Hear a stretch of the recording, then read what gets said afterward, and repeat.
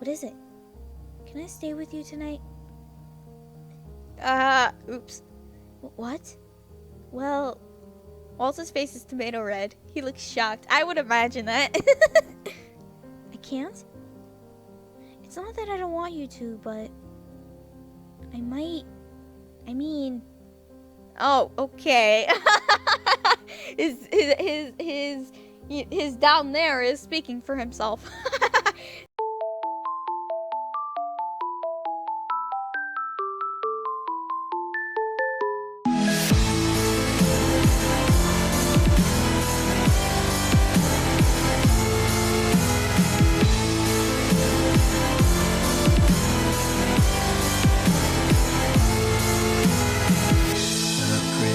Lives in a monochrome world, working from the side through her lonely eyes. It reflects the ocean and stars, but her cry echoes around the simple loss of love in her heart, making this whole fairy tale alive. Within sorrow's tender embrace, this was never meant to happen. Of the day, the only reason you have to stay.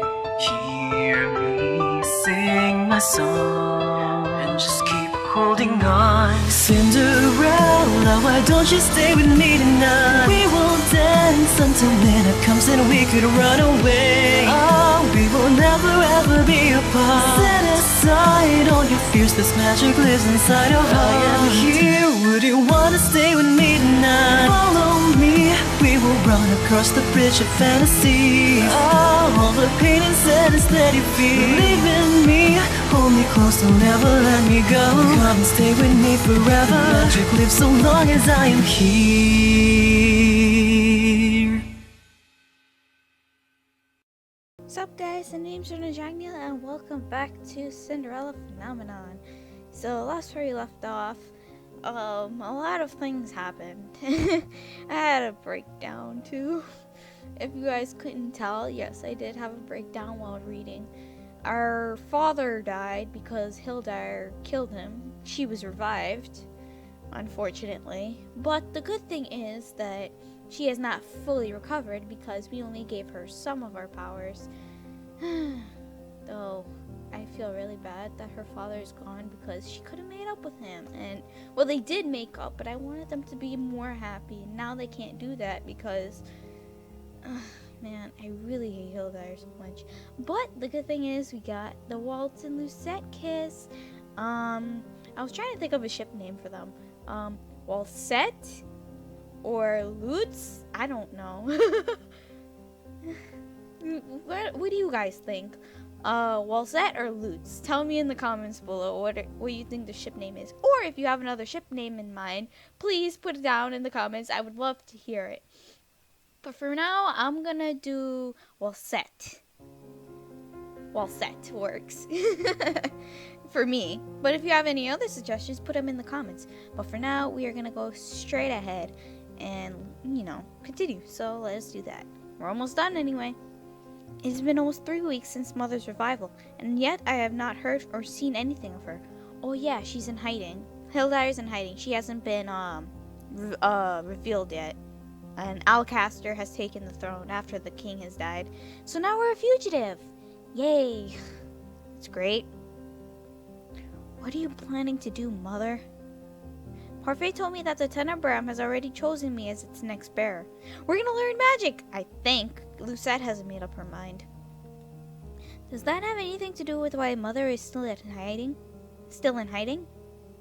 It is impossible not to feel the weight of my new responsibility.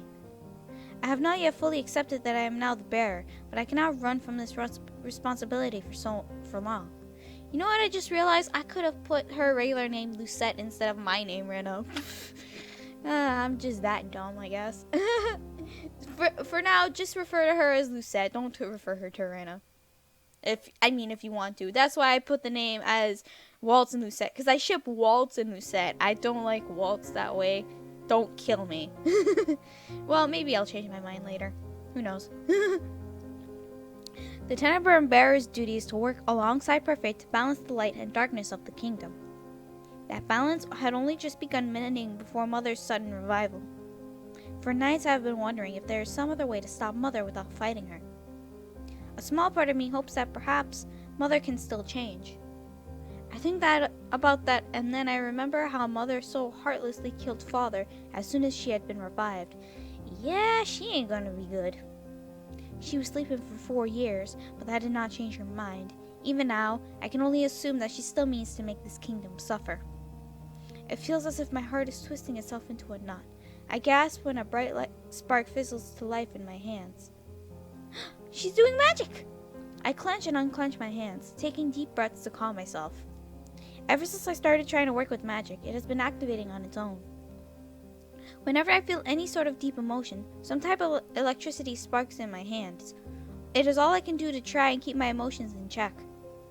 This is the last thing I want is to accidentally burn down the margin or hurt anyone inside of it. Lucette and Waltz have both agreed to start teaching me how to use my magic. Yes! Magic! For the last few days, the forest near the margin has served as the training grounds. Parfait constantly cloaks the margin in powerful magic to keep our presence hidden from Mother and the other witches. It allows us to use our magic without worrying about being tracked down. Still, Parfait's constant spell has considerably weakened her. Lucette and Waltz tried to convince her not to cast it in the first place, but Parfait insisted that we remain as close to the Tenebrarum as possible, rather than move somewhere safer. She told us all that I need to be close to the Tenebrarum as its bearer. As far as we all know, the crystal is still unmoved in the palace. I know that the chance I will face Mother in a battle of magic is extremely high. Although I fear the outcome, I have no choice but to consider the possibility. Time is running out, and I do not have the luxury of waiting much longer. I must decide what I must do. They all believe that I am the only one who can stand up to Mother, even with so little practice. Last night I told Parfait that I would make my decision the next day, and that I would tell everyone what I had decided. Now's the time for that decision. When I step into the reception room, everyone is already there waiting for me. I catch Waltz's eye first. He cocks his head ever so slightly, his lips stretching into a warm smile. Hi, Waltz! I nod at him and smile back. I take a deep breath before facing everyone. This is the first time I have spoken properly with everyone since my father's death. Before I tell you of my decision, I want to apologize for everything that I have done and for everything that has happened. Mother is back because I was a coward, and Father died because I was weak. No, don't blame yourself. You did nothing wrong. Rena. Ophelia is the first to respond. It wasn't your fault, dear. I stare down at the ground with my hands clenched. I try to will my anger away, but only manage a few deep, stilling breaths before I look up again. I brought Mother back because I feared that disobedience would have them kill my father. Yet in the end, he was still... The image of Father's smiling face flashes through my mind. I clear my throat. I promised him that I would protect Angielle, and that is what I intend to do. I will do everything I can to protect our kingdom. Woo! Spoken like a true queen. The words are shocking, even more so when they come out of Dolores' mouth. Queen? Why do you seem surprised, Princess? You know you're next in line for the throne. I hadn't even thought about being the next ruler. I'm not even sure I have the right qualities. Can I really do this? I wanted to see you become queen. Protect your kingdom. I cannot let Father down. I have to do this for his sake. But the kingdom comes before the crown. I will only take the crown if I can win it back. Okay, safe. Saying I will have to rely on all of you is kind of like, how do I point it out? It just sounds wrong to me. Like, it sounds like she has no choice but to rely on them, which is kind of mean, in my opinion. So I'm just gonna go with, I will need your help. I'm still weak, but that will not stop me from training every day until we face Mother. I hope I am not asking for too much, but I hope you will all fight with me to protect our kingdom together. You didn't even need to ask us that, Rena. It goes without saying that we'll help you in any way that we can. I second that. We'll all be here for you. I smiled at everyone gathered. Oh, so this is what it feels like what it feels to be trusted and needed. It feels good. It will be hard, but we will stop Mother. Together, we might stand a chance against her. Hildyre is strong, but not invulnerable. Parfait looks at me, eyebrows furrowed. You know what we must do to stop Hildyre, Princess. I feel a tinge of pain in my chest, but force my eyes to hold Parfait's gaze. I look into Parfait's eyes with determination. I do. Magic! Right? Later that same day, I resume my training with Waltz while Parfait and Delora try to come up with a plan. Jurien and Garland return to the town to listen for any information regarding Mother and Alcaster or any happenings in the castle. I force myself to focus only on learning how to use my magic as fast as I can. Today, Waltz is continuing his lessons on barriers. He has been teaching me the same spells for the past week, emphasizing my protection. Let's review the types of barriers I've been trying to teach you. Do you remember them? One shields you from harm, while the other deflects a spell back at the caster. Powerful spells cannot be deflected. That's why you need to be able to tell which spells can be reflected and which cannot. Otherwise, you'll end up using the wrong barrier. A single mistake can cost you your life. So how do I know what barrier I must use? Allow me to demonstrate. You've seen me cast my spells many times, so you should be able to tell the difference between them. But for now, let's think of it as another game. Just take a guess. Who knows? You might actually give me the right answer. Oh, I'll give you a nice little treat if you do. Oh, God. A treat? You always did like treating me in town. It's special this time. I wonder if this is just like those other sweets he treated me to before. Waltz snaps his fingers, and a glimmering but faint purple light appears around him. It is faded at first, but slowly becomes brighter as he moves his hands. Usually the effects of Waltz's magic are immediate, but the spell is taking longer to cast. Is it stronger magic? I remember Waltz telling me before that it takes a lot of energy to cast a strong barrier. Does that apply to offensive spells as well? Oh, question time. What kind of barrier should you use? Save. Dang it, I don't know. Use a shield. Oh wait, no. She said, a deflector shield. She said that it took longer to cast, so, it's probably a really strong magic, so you would use a shield, not a deflector. Because if it's really strong magic, you won't be able to deflect that. So, use a shield. The slow casting time makes this seem like a powerful spell, and powerful spells cannot be deflected. Surely this is the right answer. Is that your final answer? My confidence is thwarted by sudden indecision. Rena? In the midst of a battle, you won't have the luxury of time to think about your decision. I look at him and nod. It should be the right answer. That is correct. Now, prepare your shield. Oh, okay. I have never shielded myself from a powerful spell. What if my barrier breaks? Trust in yourself, Rena. I do as instructed and stretch out my hands to cast a barrier to shield myself. Yay! Magic! Here I go. My hands shake as Waltz's spell collides with my barrier. I plant my feet to hold myself upright. Such a strong spell. When the light dissipates, I look up hesitantly before smiling triumphantly when I see that my barrier is still in one piece. Yes! I did it! Well done, little star. Ah! I eye the barrier again. My heart sinks when I notice new cracks in its surface. My barrier. Don't fret, Rena. Even the strongest barrier will obtain cracks after being hit by a powerful spell. That is when you set up your next barrier. Your opponent will usually make the mistake of assuming you have the same shield up and attack you with a weaker spell to try to break it. You can be ready for them with a new barrier. I nod. I'm impressed at how fast a learner you are. I have a good teacher. No. I think you're just a good student. So when will you teach me offensive spells? I don't think you need to learn those quite yet. The witches we're up against will probably stick to offense, which means protecting yourself will be even more vital than trying to attack them. told everyone that I would fight, and I meant it. If I need to hurt someone to save someone, I will do it. Whoa. I look him in the eyes, my gaze unwavering. I still need to learn, even if it's just one offensive spell, Waltz. What if I need to help you? I cannot do that by just conjuring barriers. I will not lose anyone this time, Waltz. I look up at Waltz, and my heart aches at the sight of his frown. I do not want to lose you either. That is why I need you to be as strong as possible. I want to be able to protect you. Waltz makes his way over to me in just a few strides and pulls me into his arms. Aww.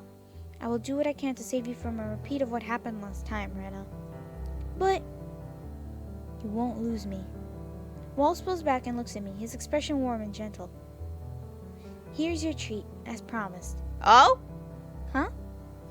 Waltz bends down to place his lips over mine in a soft kiss. Oh, that's adorable! Yay! It is a short-lived kiss, but it is still enough to make me breathless. No, I ship it so much. We'll set for the win. You're all red, Rena. That was your special treat? Disappointed? I quickly pressed my cheek to his chest to keep him from seeing my tinted cheeks. No. Let's call it a day. You need to rest. Teach me an offensive spell first. Rena, we've been practicing since morning and it will be dark soon. You already know that overusing your magic will take a toll on your body, especially when you're still getting accustomed to it. I shake my head at Waltz, determined. Using my magic before did wear me out, but now I can handle more. What kind of bear would I be if I couldn't handle this much? Please? I'm begging you, Waltz. Please! Gives puppy eyes, please! That would be me. He eventually sighs and rubs the back of his neck. Okay, but just one spell. Thank you. He steps away from me. What I will teach you is a lightning spell. It's not for the faint-hearted. It will inflict excruciating pain on your enemies and also potentially paralyze them. Whoa! I nod as Waltz continues his explanation. Though I try my best to conjure the electricity, I have only managed sparks at the end of the day. That's okay. You gotta keep practicing.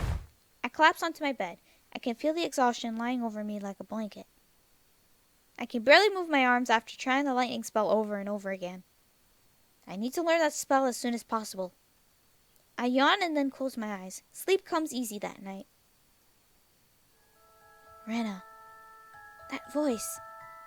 Come back to me, my sweet princess. No! No. We have no choice in this, little one. You will come back to me, whether you like it or not. I will be waiting for you. I sit up in my bed, my heart pounding loudly in my chest and in my ears. A dream? I wipe unexpected beads of sweat from my forehead as I calm myself with steady breaths. No, I will never go back to you, Mother. I end up waking up later than usual, a result of my practice from yesterday. When I step inside the reception room, I see Jurian and Garland speaking with Parfait, Delora, and Waltz. There is a definite solemnity to the air. They all turn to look at me as I approach. Did something happen? Princess, the palace made an announcement today. They are issuing a higher bounty on your head for murder and treason. Are you for real? What? It was very strange. What with the fact that they haven't even bothered to look for you since that day. Something must have happened that forced them to suddenly act. Dolores soon gathers everyone in the room to discuss Jurian and Garland's discovery. The only one who is not here is Anise, who is in town buying ingredients for the Marchan's meals. Miranda didn't kill anyone. Isn't there some way to convince them? Alcaster is in power now and the people favor him. Now that everyone remembers who I am, they are once again frightened of me. No one will listen to you. They haven't seen how much you've changed. If only they could understand your circumstances, then they might be more sympathetic. I look at Emmeline in surprise and find myself smiling at her. Yay, smile!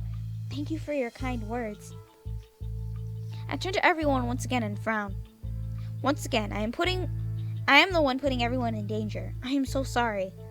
If any one of them gets hurt, I will never forgive myself. Waltz takes my hand and squeezes it. The simple gesture does wonders to calm my nerves. Don't be too hard on yourself, Rena. We've told you already. We want to help you. We're in this together. Yay! He's right. I'm not sure if there is much Rod, Emmeline, or I could do, but we will definitely support you until the end. Before I might have cringed at her words, but now, Ophelia has nothing to gain from pretending. Mother is right. We're a family, and we will not abandon you. Ophelia and Emmeline are both smiling at me warmly. Even Rod seems to have a ghost of a smile on his face. God, I love when he smiles. I love Rod's Rod when he smiles. Like, it's like, okay, you showed some appreciation for me. Good to know. Thank you. I apologize for bringing this up, Karma, but is it possible to ask for reinforcements from Brigantia? Please get reinforcements! Brigantia? Brigantia is one of our neighboring kingdoms. We have never had close ties, mostly because Brigantia's king tends to stay away from our personal and political affairs. They have always refused to engage in any sort of violent affairs. We all look at Karma, who stands there looking sullen. After a few moments, he lets out an exasperated sigh. You want me to ask the kingdom of Brigantia for help? I remember Karma mentioning before that he was part of a noble family, but I did not expect him to be from Brigantia. There's a lot you don't know about him until you do his route. Yeah. What is he doing here? And how could he possibly ask for help from a king? The king does not participate in battles or skirmishes. It seems unlikely that he would provide support. He wouldn't provide assistance. Not even if his own son asked him? Son? You mean... Yes! He is a prince! Ah, prince. Karma crosses his arms and sighs. Well, I suppose there's no use in hiding it anymore. Yes, I am the son of King Clement of Brigantia. Clement, I don't know. Judging from the sudden quiet in the room, it seems that Parfait, Delora, Waltz, and the knights were the only ones that knew. You're the lost prince? The lost prince? Gennaro told me that King Clementis' oldest son had disappeared just a year ago. Well, there was reasons for his disappearance. There were circumstances.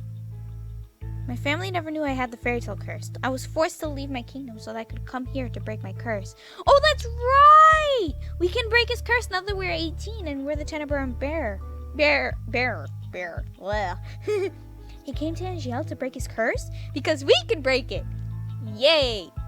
His eyes wander slowly to me, but then he focuses once more on the conversation. Excuse me, whoa. To answer your question, though, no, I do not believe my father would send help. He hasn't heard from me since I left a year ago, and he would most likely think me some kind of imposter unless I showed up at the kingdom's doorstep. Even then, he would have too many questions, and we would never get the help we were seeking in time. It seems we can't rely on them for help then. We all turn to stare at Anise. The fine Lady Anise has suddenly appeared in the march-in. What magic is this? Rumpel, calm yourself. Chevalier, calm yourself. I love you, but calm yourself. I actually just came back. I'm sorry for startling you all, but I found this, and I had to bring it back. Her smile fades as she pulls out a flyer for us to see. Oh dear. An announcement?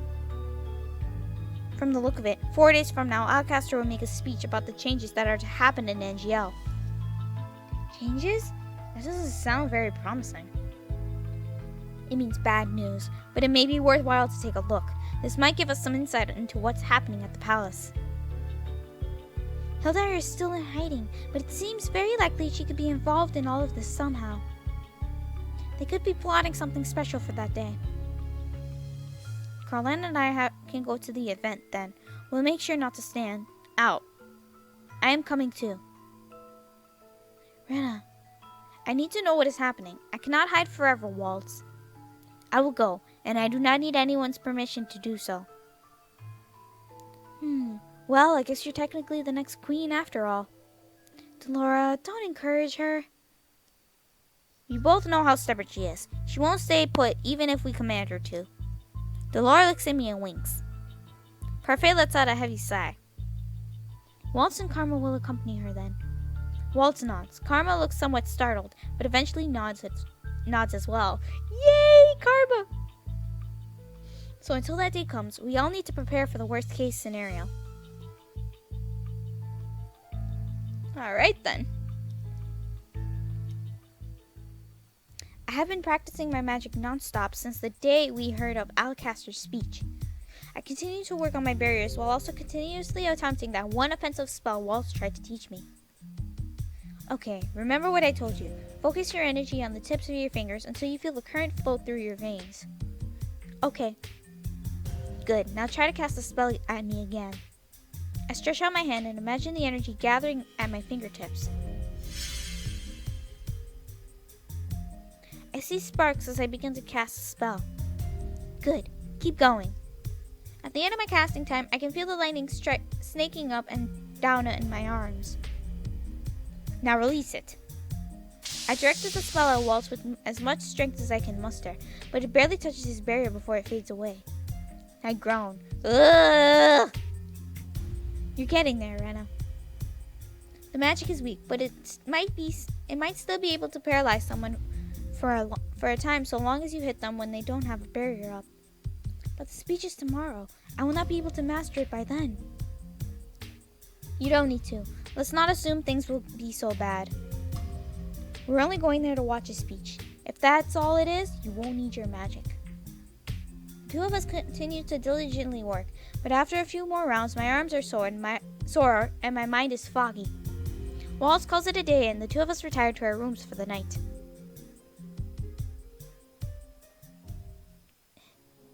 I have tossed and turned in my bed for what feels like an hour, but sleep will not come.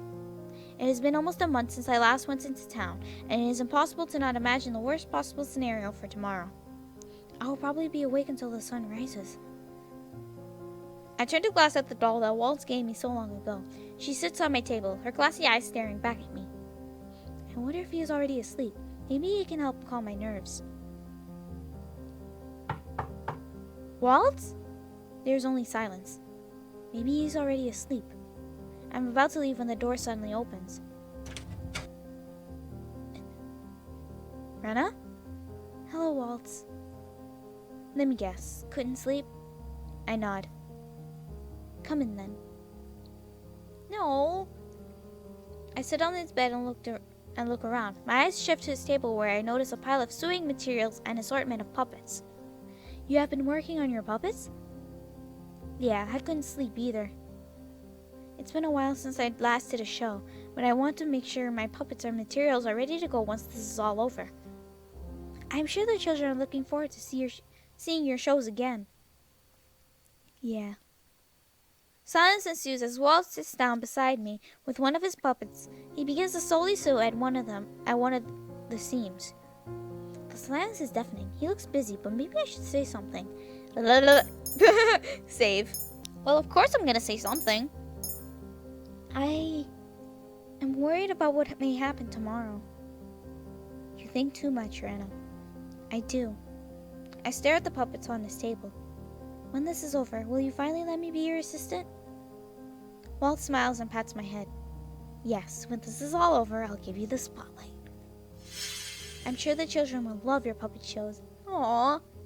Talking about what happens afterwards makes me feel normal. It gives me some hope. Hope that eventually everything will go back to normal. I feel better now. Thank you, Waltz. Oh, I'm not sure I even did anything. You have just by being here with me. Oh, protect that smile! You know I'd do anything for you, little star. Oh, Little star. There is that nickname again. Does it bother you? No, I was just wondering where it came from. Oh, right. I never told you the story, did I? Back when I was still your mother's apprentice, my life was dull and empty. Then you showed up. Your circumstances were the same as mine, but your light never faded. You became my hope in that dark place, my light. That is why I consider you my little star. Oh, that is so sweet! I can only stare at Waltz, as Waltz smiles at me. Right now, all I want is to stay by his side, to stay within the comforts of his warmth. I look at him and a thought shifts into my head, tinting my cheeks pink. What is it? Can I stay with you tonight? Oops. What? Well, Waltz's face is tomato red. He looks shocked. I would imagine that. I can't? It's not that I don't want you to, but I might. I mean, Oh, okay. his down there is speaking for himself. I'm sorry. Continuing on. he glances away and begins mumbling to himself. I suddenly feel dejected. Don't make that face, little star. Waltz sighs. Okay, you can stay. Really? Yeah. Oh, that's adorable! Stop being adorable! Stop being cute! Oh my god, please help me, dear Lord. My heart can't take all these wonderful CGs. Ah! Okay. We both lay side by side in the bed, shifting only slightly. Waltz is especially stiff. I wonder why. I loop my arms around his waist and snuggle into the crook of his neck. Waltz tenses beneath me. I feel like I'm being punished. What? Nothing. Thank you for letting me stay. My room felt colder than normal tonight, and I couldn't help thinking about tomorrow and then about my father, and my words trail off as I try to focus on Waltz's warmth. Please do not leave me as well, Waltz. Rena, look at me. I move back to look up at him.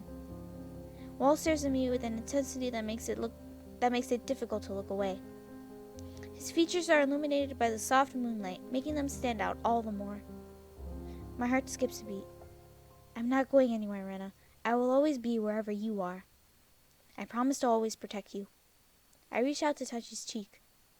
Thank you. He smiles at me before putting his arm around my waist and pulling me closer. I snuggle against his chest, taking in his warmth. I eventually fall asleep in his arms. Today is the day. Everyone has been busy preparing for the speech. I was told to relax, and I have used the opportunity to move into the forest and get some fresh air. If only everywhere was as peaceful as this. Rena? I turn around to see Ophelia slowly walking toward me, a hesitant smile on her face. Ophelia. I'm sorry that I cannot be much of help during these distressing times. You have already helped me enough, Ophelia. You supported Father when I did not. You have to stay safe. You and the others. You've truly changed. Ophelia takes my hands in hers and looks at me solemnly. Promise me you'll come back to us. I'll be praying that nothing happens today, but if it does, I beseech you to put your safety first. Ophelia. I may not be your real mother, but you have always been my daughter. Guilt floods through me. I have been cruel to her ever since she first came into our lives, and yet she still treats me so warmly. I do not deserve your kindness after all I've done to you, Emmeline and Rod. I am so sorry. Ophelia pulls me into a hug and smooths down my hair. That is all in the past now, dear. What matters now is the present. I nod and close my eyes. I missed out on so many things when I closed my heart up to everyone. I had always thought I was alone, but I was wrong. Thank you, Ophelia. Oh, that's so sweet. We made up with Ophelia. Sir Alcaster's speech starts in an hour, and everyone is making last-minute preparations before we go into town. Ophelia, Emmeline, and Anise will stay behind, as Rod and Rob will volunteer to watch over them. Delore and Parfait left yesterday to attend a meeting with the fairies. Apparently they found someone who holds important information about Mother and her plans. Yes! Emmeline approaches me, her eyebrows creased. Rena, should you see your mother there? What will you do? I haven't really thought about it yet. We are bound to face her sometime soon. I know that she is your mother, Princess, but are you emotionally ready to face her? I am taken aback by her question. Hurian, I apologize for being blunt, but we all have to consider the worst possible scenario, don't we? I need to know that the princess is ready to face her. In a battlefield, one must not hesitate. Hurian continues to look at me, waiting for my answer. I finally face her with determination. I will face her, and I will stop her. Yes! Chapter 9, The Queen. Me, the queen? Oh, thank you. Alright, I'm so sorry, guys, but I'm afraid I'm gonna have to end it here. We're gonna see the whole entire speech in the next video. hopefully, I think. But, yeah, that was really cute and sweet. We got to learn some magic with Waltz. Yes. We got some nice little moments with Waltz. Double yes. We got to make up with Ophelia. Triple yes. I just love that chapter. It was too sweet. But we'll now go into the more serious stuff in the next video. And hopefully nothing bad will happen. I hope. But okay, so with that being said, thank you guys so much for watching. If you guys like this video, give it a thumbs up. If you guys would like to see more of my videos, then click subscribe. Anyways, I'll see you guys in the next video. Bye!